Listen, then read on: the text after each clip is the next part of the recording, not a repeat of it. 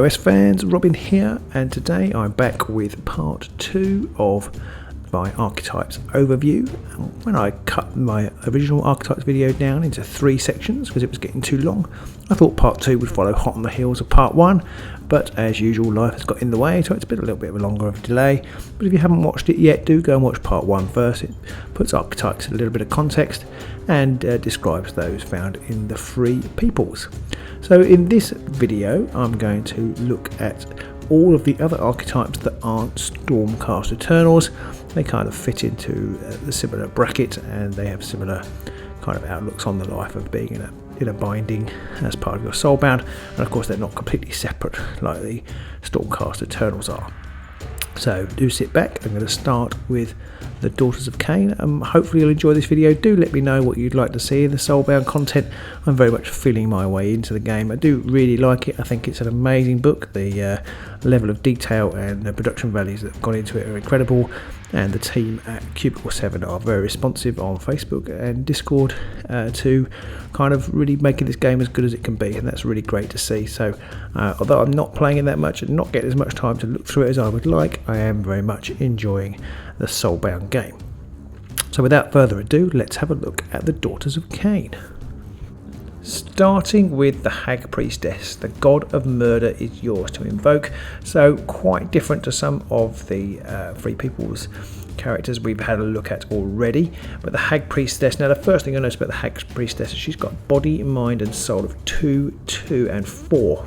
If you do start playing a Daughter of Khaine, you are slightly better out of the blocks. The core skill, or you have to be a Daughters of Khaine elf, but core skill is devotion.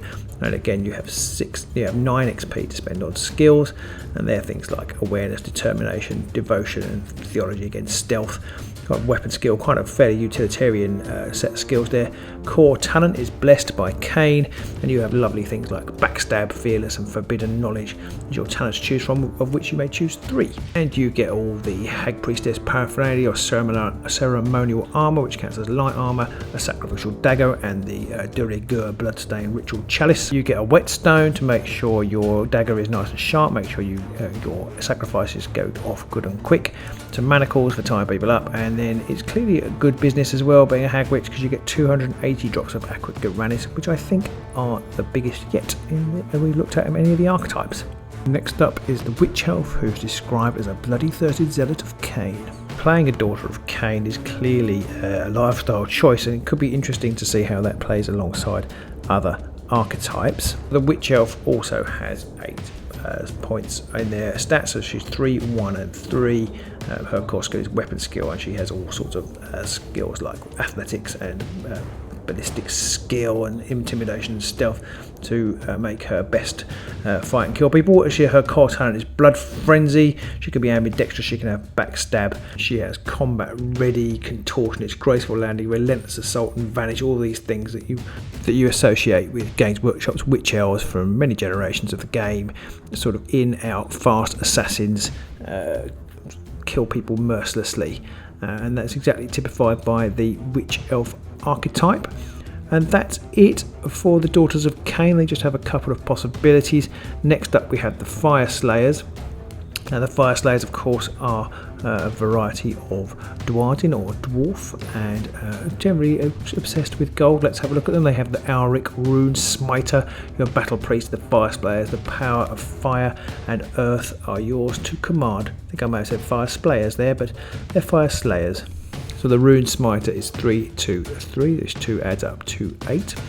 He's Duardin, and their core skill is devotion again, and they have 7 XP to spend on skills: ballistic skill, beast handling, crafting, so slightly different ones to the ones we've seen before, but he does still have some good old dwarven stalwarts like fortitude and might, and weapon skill, so he's a good fighter. There's theology thrown in. It's a very religious world, the mortal realms, and a lot of the characters have theology. His core talents are blessed by Grimnir and Sense Urgold and something called Zargrim. Now Zargrim opens up a whole new lore aspect and some new rule aspects of the game.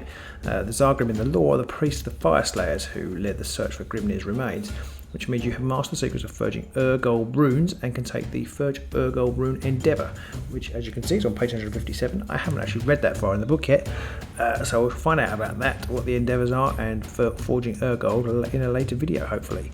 So that is Tsar Grim. Closing out, they can choose 2 talents from Diplomat, Fearless, Guts and Miracles, and any of the Miracles of Grimnar. I have to say, if I had a choice between taking Diplomat or Miracles, I know which one I would take. Equipment wise, they get 3 Urgold runes, which again taps into some aspects of lore in the game, a runic iron and a hand axe or a latch axe, a forge key with the your holy symbol, and enough Urgold to forge 1 Urgold rune, and 15 drops of Aqua Gyranis. So Urgold is the thing they like to collect, and they don't seem to get very much Aqua Gyranis. Next up is the Battlesmith, Master Craftsman and Storyteller, inspiring those around you with your oratory and martial prowess.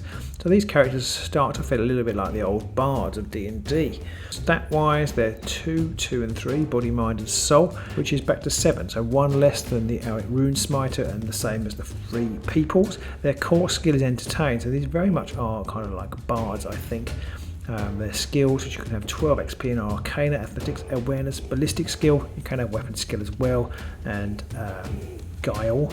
Anything to do with telling stories, lore, but you also have reflexes on the side as well. Your core talent in Legendary Saga, which is pretty cool. You enables you to tell a story, some sort of story about Grimnir, which is inspiring and can give little bonuses to your party.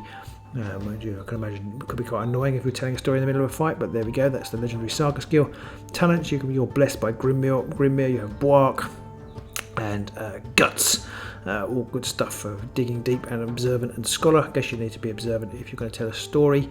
Equipment, have Rune of the Iron Skin, Rune of Relentless Zeal, and any 1 Urgold rune, and an Ancestral Battle Axe. And you must be quite a good busker and storyteller because you have 95 drops of Aqua Gyranis. Next up is the Doom Seeker. Sworn to leave your home, never return. You travel to the mortal realms in search of an epic death. Yes, this is the latest incarnation of the Troll Slayer, Giant Slayer model, if you like, or archetype, I suppose. They have 4, 1 and 2, so they are super strong fighters as you might expect, and their core skill is of course weapon skill, and everything about them it says martial prowess. So their skills, which they can spend 9 XP on, are things like fortitude and might, reflexes, survival. If you try to die, maybe survival wouldn't be great, but it's a different sort of survival. So your core talent is something called Barazakdom, so proving that while you might not call on dwarves, you still can't take the influence of Tolkien out of the game, which is a doom oath, and that enables you to basically, as you're getting closer to death, your sort of spirit of Grimnir infuses you and you become more lethal. Talents include Battle Rage and Guts and Hard to Kill, and all sorts of, again, all just pointing towards this martial prowess of the game. You have Rune of Iron Skin and one other rune, any common 2-handed melee weapon, and it does pay reasonably well this job. You get 110 drops of Aqua Gyranis, presumably to take with you into the afterlife. So that's it for the Fyreslayers archetypes. I really like those. They really bring some of the lore to the game, whereas I felt like some of the Daughters of Khaine were almost more like just basically characters for psychopaths. These really feel like they fulfill the lore of the game. Talking about the lore of the Age of Sigmar, the mortal realms of the Idoneth Deepkin. Now, I'm not going to lie, these guys, when they arrived in Age of Sigmar, almost pretty much finished off any interest I had in it. For me, it was too much like jumping the shark, if you will. Not to say that I don't like them, I just felt that the setting was getting so ridiculous that I wasn't going to be playing any more games in the setting. But fair enough, everybody likes different things. And as a concept in a role-playing game, I don't actually mind them at all. I think they're very interesting. I think for me, it was the models. I realised I was never going to be able to keep up with the model count and the size of the models and that kind of thing for this game. But on a much smaller personal level, the Idoneth Deepkin are pretty cool. And looking a little bit deeper, you have, of course, got their troubled relationship in their backstory with Slaanesh, and the missing Chaos God hanging over them could make for some pretty interesting role-playing opportunities and a great campaign ideas based on those. So what have we got then for the Idoneth? We've got the Achelian, or the Achelian Emissary. You're a paragon of the elven arts of leadership and war. So yes, not surprisingly, these aren't the happy-go-lucky people we might expect to see in the mortal realms. Pretty much nobody has a good time in the mortal realms, and the Achelian Embassy is no exception. They're all about war. So what are they good for? Well, they have stats of body 4 for warriors, of course, and then mind 2 and 1. and their core skill is beast handling, because a part of the Achillean emissaries backstory is that they are the charmers of these great Idoneth beasts, and so beast handling is one of their skills, as I have said, is their core skill. And they have got various fightery things like weapon skill and intimidation and reflexes and all that kind of jazz in them. Their core talent is the loyal companion, the Fangmora, so that will be their animal handling type thing, that they look after their beast. And they are diplomat and fearless and things like intimidating manner, so they're clearly very scary. They have some medium armour in the form of an Achillean chestplate, a hell sabre, a shield or a volt spear, an Earthsea cloak, which is pretty cool. What they don't get is oodles of cash, just getting 40 drops of Aqua Garanis. The Isharan Soul Scryer, a divine and arcane tracker. By the light of their soul, you hunt your quarry from across any distance. So these guys are much more like clerics in their nature. They have a body of 1, mind of 2, and a soul of 4. They have 7 XP to spend on skills, and their core skill is devotion. And they have theology 2, so kind of definitely a clerical bent on these guys. They have arcana, and they have weapon skill and intuition and law and nature, so they can see they're kind of like almost druidic in their outlook, obviously all connected with the sea. From their talents, they have eidetic memory, which is, I guess, almost like a photographic memory. Loyal companion, a scryfish, they have their own little kind of familiar type thing, and witch sight, and then they can have any miracles of the Earthsea, which we shall look at in a future video. And then their equipment, mantle and robes, which is counts as light armour. They have a compass, which is their holy symbol, and a water skin full of seawater, and then finally 230 drops of Aqua Garanis. So again, the clerics do seem to be well numerated in the mortal realms. If the Soul Scryer is the underwater cleric, then I guess the Isharan Tidecaster is possibly the underwater wizard. Indeed, it says here, a master of current and motion, you are a sorcerer of the Idoneth Deepkin. Then we have a pretty standard sorcerer template, more strength on mind than body or soul. Core skill is channeling. I think these are pretty much templates of all the other spellcasters we've seen so far. Their core talent is spellcasting the deeps, and they can unbind. In their skills, they have channeling as well, and devotion, natural reflexes, survival. No weapon skill on this one, but they can use some armour. If you have Azure Scales, which is light armour, and in their talents, they can choose Iron Will, Arcane Discipline, and they can have a loyal companion too, a Spirit Guardian, and they also get Witch Sight. They get 200 drops of Aqua Garanis to spend on other bits of equipment. So from Sub-Aqua Elves, we move to Airborne Dwarves, which might give you a small idea into the creative processes that go on at Games Workshop. Yes, the Kharadron Overlords cause a bit of a stir when they arrived in the Age of Sigmar universe, and they're pretty fun to play in Soulbound, it would seem. Starting out with the Ether Chemist, part alchemist and part inventor, you seek ether gold. Seems to bring prosperity to your skyport and to further the knowledge of your guild. Let's have a look at the stats of the Ether Chemist then. So, all in the mind for an Ether Chemist, 2, 4 and 1, and the core skill is crafting. Skills, you've got awareness, ballistic skill, law, medicine, so there's kind of definitely a kind of law mastery type, inventor type character. Core talent is the Ether Chemist guild member, and their talents, acute sense and forbidden knowledge, iron stomach, which you probably need if you're inventing all sorts of things, and things like observant and scholar. And they can also train up in medic, which has got an asterisk by it, so presumably if you've taken medicine skill, you can also learn the medic talent. Equipment, not much in the way of weapons and armour for the Ether Chemist, just lots of Ether Chemist paraphernalia, such as your Ether Chemist rig and your Chemist kit and your books filled with notes of formula. I was a chemist in a past life, so the idea of playing one in Soulbound actually quite intrigues me. I've never actually played a dwarf character, so perhaps I should think about whether I'm going to play an Ether Chemist. If, of course, I'll probably be games mastering, so I'll probably never get the chance, but I do rather like those guys. Next up, we have the Endrin Master. Now, Endrin Masters are geniuses of Kharadron Endrincraft. You're a builder, inventor, as well as a warrior, and they are essentially engineers using Games Workshop's slightly irritating habit of taking words that are a bit like real English words and changing them to make them quite hard to say or even really glean what they are. But Endrin Masters are Engineers, and they are quite interesting. The flavour of Engineer you can build depends upon the Skyport, which is where all the Kharadron Overlords live. They grew up in and learnt their skill. That's at least that's how it says it in the description of the Kharadron Overlords. So what skills you pick, I don't think you can define your own, but in theory you can follow the law and kind of build one that comes from a particular port or place that defines how they sort of grew up and fashioned their talent. They are a pretty good sort of solid across the board set of stats. They've got body of 2, mind of 3 and soul of 2. Their core skill is crafting again. What the Duardin and the Kharadron Overlords do love their crafting, and they've got a good set of skills: athletics, awareness, ballistic skill, weapon skills in there, reflexes and survival. They've got a very healthy 10 XP to spend on those.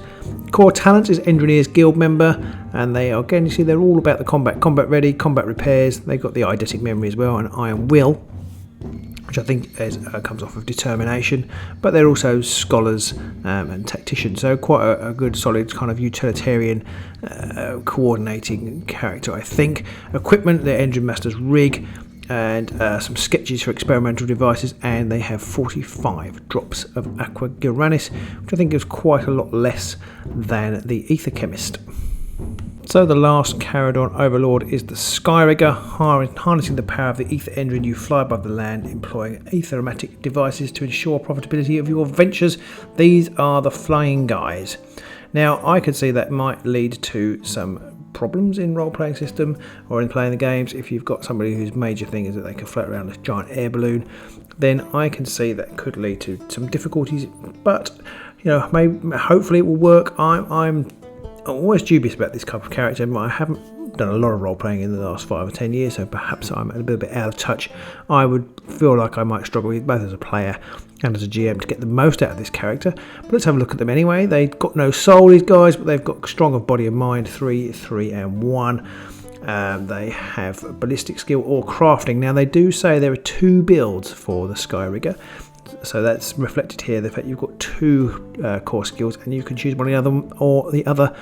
They are basically an engineer type, an engineer I suppose type, who are responsible for fixing various etheric devices up in the air, the great ships that the Kharadron Overlords have, or you can have a more kind of warrior, kind of floating ranger killer type character, which is the ballistic skill. I have a feeling it's that one that will get built more, because it's more martial, more offensive, and can be transferred into probably more role-playing situations. Skills, quite a good selection, 9 XP, I guess that reflects that there are double builds, and they're a pretty solid set of skills: athletics, awareness, ballistic skill, weapon skills in there, and survival and reflexes, good solid stuff. Core talent, again, we're going to be depending on whether you're going for this model of engineer build or whether you're going for the Sky Warden build. So you've got Engineers Guild member or hit and run, and talents, you've got 4. You can choose 4: combat repairs and demolition expert, and Engineers Guild master, which are all dependent on what skills you've taken. Fearless, hit and run, quick reload, and savvy. Equipment, you can choose a rig depending on what kind of build you've gone for. You've got a common melee weapon, some grenade, who doesn't have a grenade, a Pete, lucky charm, and just a mere 25 drops of Aqua Gyranis. And that's it for the Kharadron Overlords. Next up are the Sylvaneth. These guys are interesting.